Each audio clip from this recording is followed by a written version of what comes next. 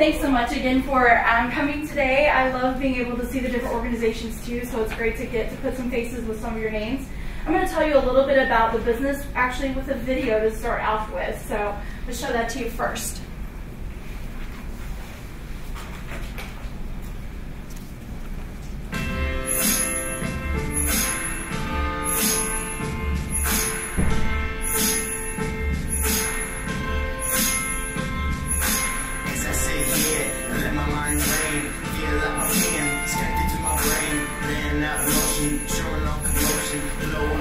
Go with the motion, no one got the easy flow. Why you gotta let the lyrics grow? Can't hate for being slow. 95 BPM is how I roll. Like they say, the rest is written on the other side. Might seem true, but all this is lies. People's always wishing, never working for an angel. Try to do it faster. Work, work, work. Work for the dream, know what I mean. Don't until the green unless you got a dream. Putting the effort on a regular basis. Like my mama always say, because in the end, she know it will be great. Maybe not today, but another day. But all I can do is wait and wait.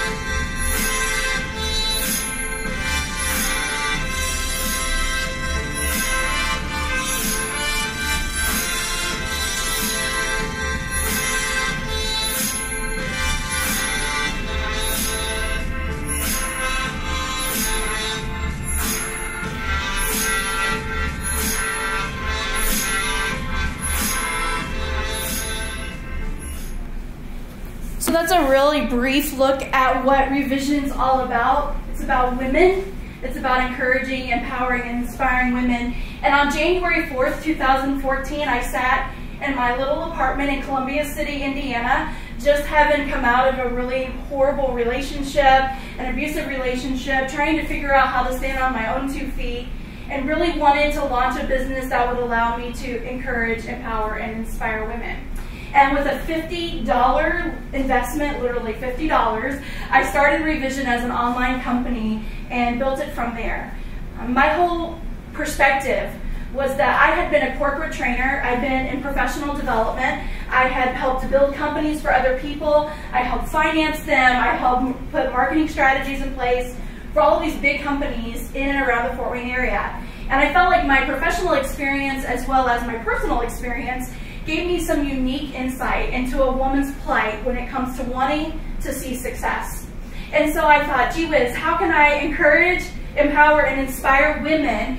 What vehicle can I put that in order to really give them what they need? And business was what it was for me. That's my background, that was my experience, and I thought, man, I can really relate to the woman in business, whether she works in a corporate environment, whether she's in direct sales, she wants to start a business, already has a business. I really feel like I can help them go farther. And so I developed the company on that premise and learned so much more as we started putting it together.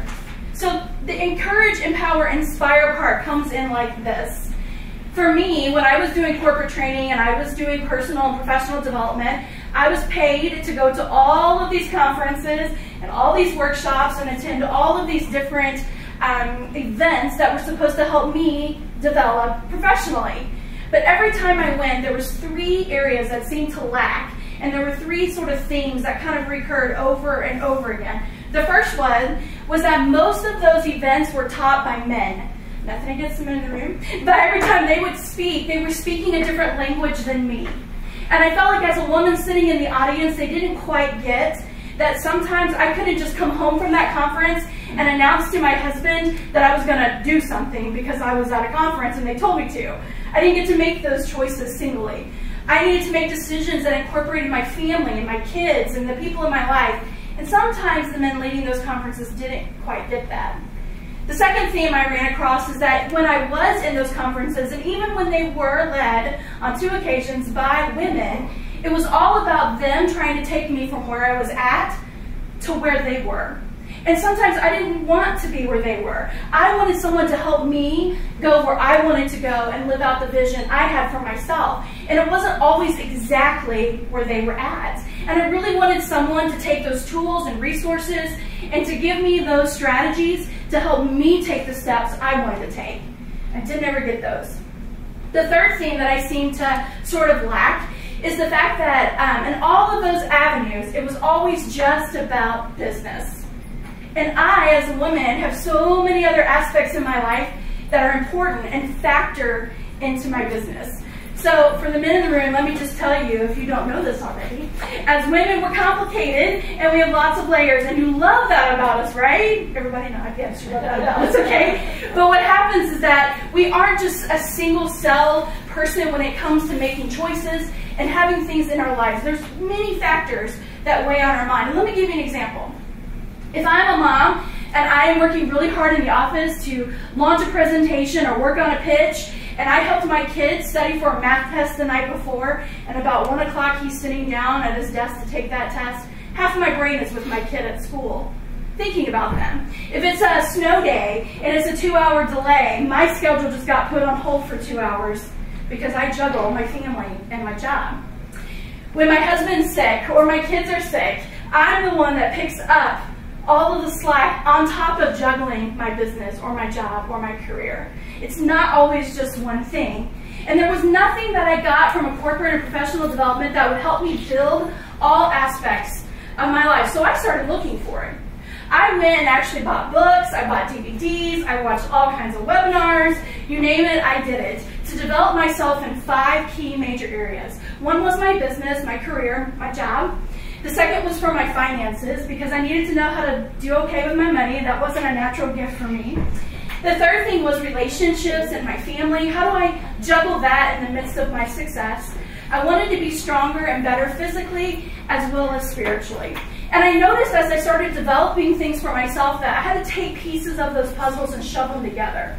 And what I found out really quickly was that I had a coaching plan in place to help encourage, empower, and inspire women. And so when Revision launched just a little less than 2 years ago, that was the focus, is that we were going to blend together the professional needs that a woman has, as well as the personal demands that she faces, in order to build her up on both sides and develop her in those 5 key areas. And that's how we build.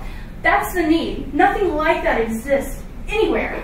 So to compare and contrast what Revision does right now to what someone else might do, there isn't even a comparison to line it up with, because no one attacks it in those 2 fisted ways, personal and professional. But here's the impact. Here's the long and wide and reach impact that this has. A woman has the opportunity to launch a business, and she decides that she wants to create a financial independence for her family. And that's what she's going to do. So she comes, and through Revision's help, we start building a business for her. But in the process, as she's learning the nuances of that business, she builds a little confidence. She now knows that she's capable. She has worth. Her self-esteem starts taking a little more life. And all of a sudden, it starts bubbling to the surface, and you have a woman now that is passionate about what she's doing, that has power to fuel her to do it, that is a can't make her stop, can't make her give up type of woman. It's the whole adage that if mama ain't happy, ain't nobody happy, but it's the flip of that. If mama's happy and passionate and targeted and focused, so is the people that are in her shadow. So that bubbles over a little bit. And now all of a sudden their kids at home get to see a mom that's passionate and on target and focused with confidence and self-esteem, who doesn't have to live on the system anymore, who doesn't have to stay in a toxic relationship anymore, who can stand on her own and say, I deserve more and better and greater, and I'm going after it for me. And those kids watch that, and guess what happens? That filters over into the classroom. Because now you have kids that show up to school every day ready to learn. Because they know what it means to go for the goal. They know what it means to go for a goal, for a dream, for a purpose, to have targeted focus. They live in a home that's now stable, that has financial means, that is consistent, that is healthy, a mom that invests in them, that interacts with them, that gets involved with them. That then boils over into that woman's business or job or career. It impacts the customers she sees every day. It impacts the clientele that she can possibly reach. Who knows, her business may start growing and evolving, and all of a sudden she's got jobs that she can create. So then it impacts the economic well-being of her community. And oh, by the way, now that she's on her own and she's not in survival mode, she can give back to her community by volunteering or supporting a nonprofit or being somebody with some significance and influence in her own hometown. So that might sound a little preachy and a little passionate. I'm surprised I didn't get like some amens from the back, but that is what gets me excited. And I know it works because you just saw 3 ladies on the screen that it's worked for. I'll tell you an interesting story about Amanda Kessens, who you saw, the owner of Art and Soul Boutique. She's a really amazing woman with lots of really great ideas, and some of you guys know her in the room. She's super amazing. Mom, businesswoman, wife. The song that you heard play with the video that we just showed is her son's song, original piece of work he wrote. He was actually a part of a innovative program here in Fort Wayne that helped to launch young entrepreneurs with an artistic slant. And he was one of the recipients of a $2,500 grant, I believe it was, and was able to buy some equipment to start recording and writing music. That was one of the songs that he wrote. But what he said in his interview was, I know that I can make this work because I've watched my mom build a business. A kid that was adopted by Amanda, who wasn't wanted, who didn't have a life, who didn't have a future if it wasn't for a mom who stepped up and said, no, I'm going to fight, and I'm going to balance and juggle and pursue my passions to see that come about. Suze, who you saw, the second gal, who owns Windy Hill Vanilla. She runs a Bath & Body's product out of her home. And as we started working together, the company started gaining increase, and it started gaining revenue, and it started gaining some attention, and we helped her launch her products in several retail locations around the area. Then what happened is she had to make more product. And as a busy mom with 4 kids, she had to figure out, oh my goodness, now I have to make more product. What do I do? It's a double-handed blessing and a curse, right? But she reached out to a local youth organization that exists in Columbia City who provides mentorship, tutoring programs, after-school programs, and said, do you think any of your girls would be interested in coming to work with me as an opportunity to kind of experience a business and to get some experience, and they can take some product home with them if they come and help. So now, 2 or 3 nights a week after school, a couple of girls show up at her home, work in her home business. They learn the business, they learn the skill, but the best part about it is they spend time with Suze, a really loving, nurturing woman who just wants to love on kids and make them feel special. And they get to be involved with a lady they never would have known otherwise. For some of those girls, it's the only mom figure they really get in their day. So this is the impact. It's not just building a business. It's the 5 key areas: business, finance, family and relationships, physical well-being, and spiritual well-being that we focus on to build a whole woman. And we're already doing that now on a very small scale. We're doing that in Columbia City. We utilize some online programs to reach outside of our geographic area to help women learn a little bit more about developing their business as well as developing the other aspects of their life. But with the InnovateHer contest, here's what we can do. Our timeline of 5 years gets moved up to 1 year. And our big vision that seems like it's so far away and it's so big we can't even put our hands around it becomes super tangible. Because what we want to do is to take coaching to a whole new level, and we want to make it collaborative. We actually want to take those 5 key areas and put a coach in every one of those 5 key areas. That all of a sudden 5 women get to invest in a woman and a client that comes into Revision space. We get to help build them in all 5 areas. The ones that they need the most, we want to invest in that right away to give them that. Because it's never just about business when a woman walks in my door. It's always something else. Cindy Turnpaugh, who's the last one you saw on the video, came to me to help her work on a business that she thought she was ready to launch. And the more and more we talked, the more we realized that there was some personal barriers, obstacles, that she had to overcome and get past before she would ever see success. It was always going to be a mindset stopping point. It was going to be a blockage for her. So it didn't matter how great of a marketing plan we put together. It didn't matter how much social media training we gave her or what logo design we gave her. That mental block was going to be her stopping point. And so we took more time working on that than we ever did the business until we were ready to move her forward in that. So imagine if Cindy got to have someone that dealt with her family and relationship issues, as well as someone who could help her with her business. And oh, by the way, Cindy is recovering from some major health issues. She almost lost her life 6 years ago. So what if someone was there to help her physically build herself up again? See, all of these aspects go hand in hand, and that's what we want to do, is to take that coaching perspective and monetize it in such a way that we're able to give 5 perspectives into a woman's life. We don't want to leave any gaps in her success. The other thing we want to do is we want to launch a whole new presence online that allows us to not be limited geographically, but to be able to reach women globally with the same concepts that we can do in a one-on-one appointment. We want to give them the same resources, whether it's an online class, whether it's through a webinar, whether we're doing a mix of both online opportunities as well as personal interaction, and we do that really effectively, even right now. Right now we're in the middle of launching an end-of-the-year program where we did it digitally. It's a lot of online opportunities, but then we still allow for personal interaction, and they still get one-on-one attention from me, even though it's an online program. Thank goodness for email. It works like a charm. So we want to launch a whole online presence. We also want to expand our printed and published materials so that we can provide books, workbooks, and DVDs for people to learn in their own pace, and obviously add a little bit less of a monetary investment on their part. And then the last sort of new concept we want to come up with is that we want to provide an all-inclusive package that someone can order, let's say in Des Moines, Iowa, and the package comes through their door and they can facilitate a small group in their hometown, and the package they ordered is videos, workbooks, resources, things that they can use to teach in a small group session that's just like having one of our coaches on staff right there with them. We're in the process right now of launching a coaching certification program to raise up coaches to work in revision, to be the voice of what we already are doing, what I'm doing, just multiplied over and over again. And we're also launching a young entrepreneur school program that we want to take to high schools and be able to get into schools for juniors and seniors, girls. We want to help them launch entrepreneurship ideas at a young age so that they don't come to me at 35 and need all those 5 areas fixed. They start at 17, 18, and we build them the right way from the start.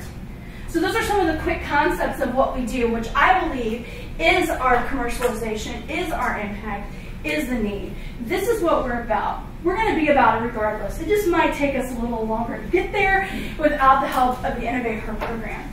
So let me answer any questions that you have for you. I know that was hard and fast and in a hurry. And a lot of information to throw at you at once. If you have questions, I would love to answer them for you. So how big do you think the local market is where you live? Well, I personally think that although we're based locally, even that one-on-one interaction doesn't have to just be locally. We are right now working with women in Atlanta.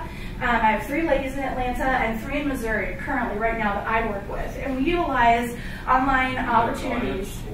Clients. They're clients, yeah. And so we tap into Skype. We do teleconferences together, utilize email for them at that point. So, so I think that even in that one-on-one, we are not limited. We might be creative, but we're not limited. Here in this market, for me personally, I feel like this is an opportunity to raise up a new perspective, but we aren't launching into anybody who's already thinking about group coaching or collaborative coaching. So it's a whole new world for us here. So how that's going to be well received, I don't know. It's a little bit conservative market, I'm sure you know. And so the whole out of the box thinking sometimes is a learning curve for me.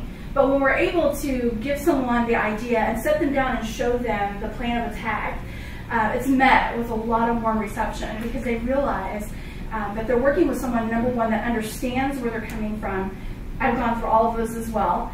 And then also can meet the direct need that they might have in some of those other areas. So how did you find those remote clients? I do a lot of networking, a lot of networking. I also do a lot of public speaking, and when I travel and do conferences or workshops, I always make the opportunity to stay connected with those women through online means, and then that helps me develop online relationships with them where we can bring them into other opportunities to work together. Yes, sir. How hard is it to get an appointment with you? I'll make time for you today. That's actually a very realistic question. This is part of a little bit of the growing pain that we're in right now. Because in order for us to take on more clients, there's only so much time in the day that one person can do. So we're really excited of launching that coaching certification program because we need to bring more coaches in the mix that kind of speak and talk and act in the same way that I do. So good question. Anyone else? Yeah. Do you feel like anything is lost on expanding? Because it's very much built on who you are and what your passion is. Do you feel like there's anything lost when you expand to other coaches or online or anything like that? In the online aspect, no. There is definitely a right way and a wrong way to do the online thing. And if you do it right, you can still develop great relationships with people. Posting pictures of my dog is a great way to build relationships, but keeping it personal is a great way to do that. As far as having other people involved and other coaches, I will be honest with you, that is a slight fear of mine because this is my baby and I have worked really hard for 2 years to bring it together. But I do believe that in taking the process in a systematic way and not just throwing bodies into the positions is what will make us work best in that regards. I've seen this model operated with a company in California. I actually worked with this company, and they are very specific in the real estate industry, but the model works really well, and it's all because of the training and mentorship that happens inside the company and the environment they cultivate there. That's what really keeps that in check. So I hope to do the same thing. Yeah. Yes, sir. You mentioned the 5 areas of focus. Yes. When you meet with somebody the first time, do you have a process or is it systematic how you walk through? Yeah, we do an interview process. I first have them fill out an online or a paper application and ask them what probably seems like a whole bunch of random questions, but there's method to the madness because it lets me get to know kind of their concepts of where they're coming from and what their natural line of thinking is. Then usually we do a consultation before we actually start any real in-depth development. And that consultation allows me to ask more questions, to have them share their story. And when a woman is sitting with someone who cares, they're usually pretty open.